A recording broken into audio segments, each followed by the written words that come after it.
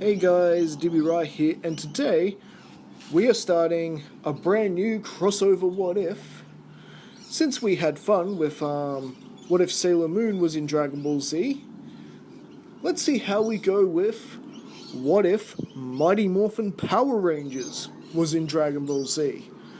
I know, I've just gone too far this time, but let's see how we go.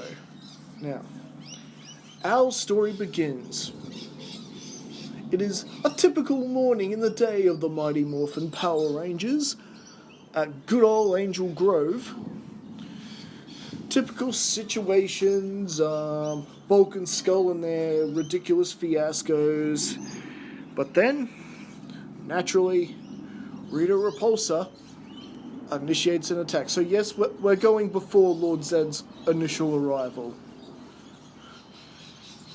And well, as for her evil diabolical plan, she plans to trap all 6 Rangers in a time warp, much like she did Zordon.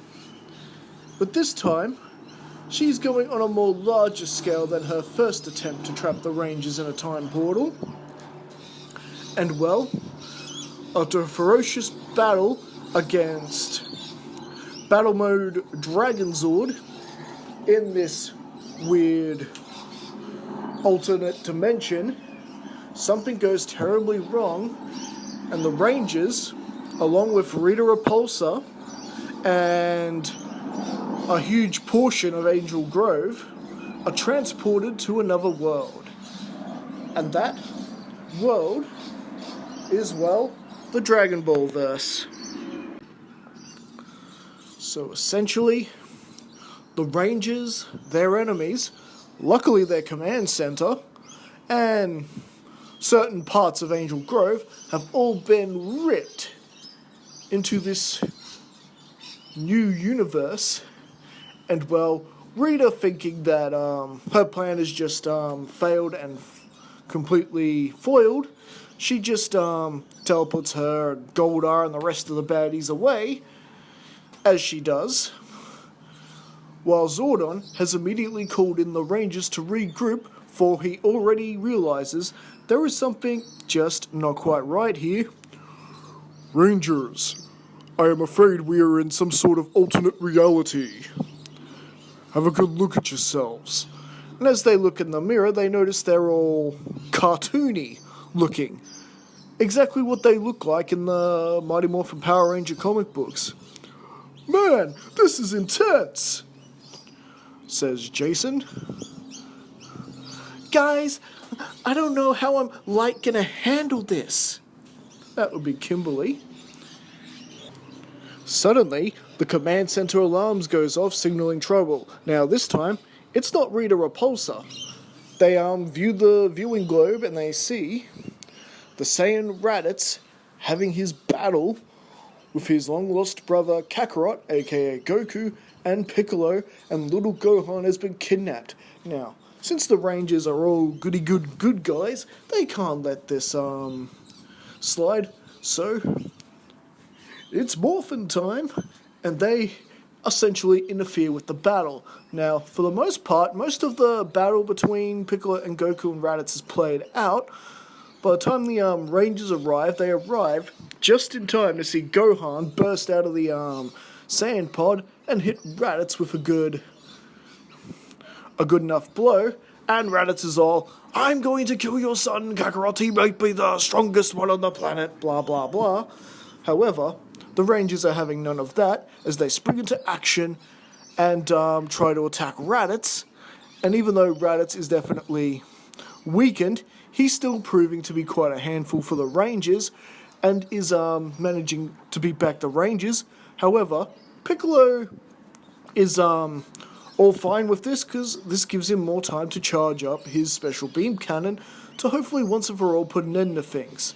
Never mind whoever these other weaklings are, he can deal with them when he's ready to take over the world. At least that's what he's thinking now at the time. And well, meanwhile, Rita Repulsa is viewing the battle from her palace. How very amusing! This mysterious warrior with the tail is actually defeating the Rangers! Someone like that could be very useful to me. Golda, send down the putties and bring me that warrior. Yes, no worry, your highness. I will go do that for you. And so, out of nowhere, Golda and the putties come in, and they immediately begin trying to secure Raditz, while Golda pretty much grabs the injured Goku, throws him into Piccolo, preventing him from using the special beam cannon, because that's now fired in the air. Goldar, what are you up to? No time for questions, Jason. Let's bring him down. Yeah! That would be Tommy and Jason trying to double team Goldar. But, yeah, Goldar just easily is able to beat Green Ranger and Jason down. After all, they just had a bit of a beating from Raditz. And pretty soon you Rangers will be doomed. But for now, we are gonna take our new friend here. And he teleports away with Raditz. And, well, this, in a way, has Nappa and Vegeta very curious, in a way, but they're not in any rush to go to planet Earth at this point. They more or less just want to see how this plays down. If Raditz can't get away from such weaklings like that, then he's not worth our time. Nappa. So, they're just gonna keep sitting around their fireplace and enjoy the show, as it were. Now, meanwhile, the Rangers are able to introduce themselves and whatnot. However, Piccolo decides he's still going to kidnap Gohan and train him himself in case Raditz comes back. At least, if they could train up Gohan and get him to fully control his power, they'll definitely be able to beat Raditz the next time they encounter him. And, well, it's not like Goku's in any position to stop Piccolo at this point, and nor are the Power Rangers, unfortunately. So, essentially, they're, conversing with Master Roshi, Bulma, and Krillin, who have now joined Goku, and, well, luckily Krillin always has some sensu beans on hand and is able to restore Goku to health. However, he more or less agrees with what Piccolo said. And that it's probably for the best at this point that Piccolo trained Gohan. Because, well, as much as Goku hates to admit it, he would take it easy on Gohan. Not to mention Chi-Chi doesn't let the boy train anyway. So, it's probably not a bad thing. Except, he's really gonna hear it from Chi-Chi when he basically, by him not going after Piccolo, it's basically like he's given Piccolo permission to train Gohan. You let that monster kidnap our son? How could you? Now, meanwhile, since the Rangers have no place to really go, well, other than the command center, Roshi has more or less decided to take in the young teenagers, and, well, he can sense they definitely have power and potential about them to really assist in the battle ahead, but he also can tell that the Mighty Morphin Power Rangers' powers are not their own.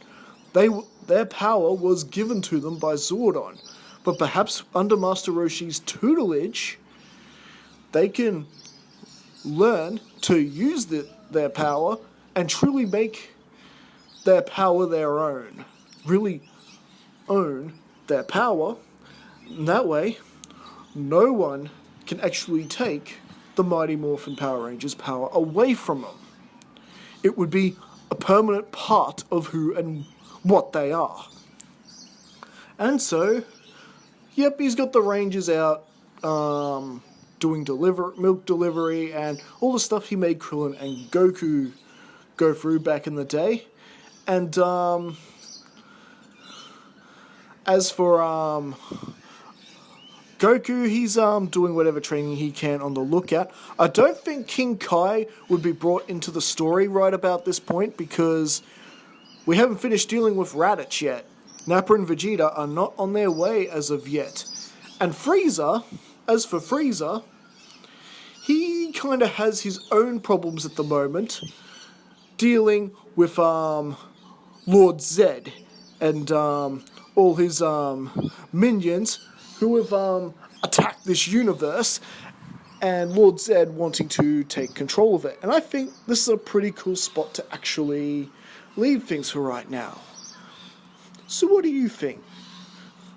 Do you enjoy this part of the story? What's going to happen with Raditz under Rita's control? Will she actually be able to bring Raditz under her control and be able to use them to get rid of the Rangers and whoever these new guys are? All this and more next time. Don't forget to like and subscribe, and I'll see you guys again next time.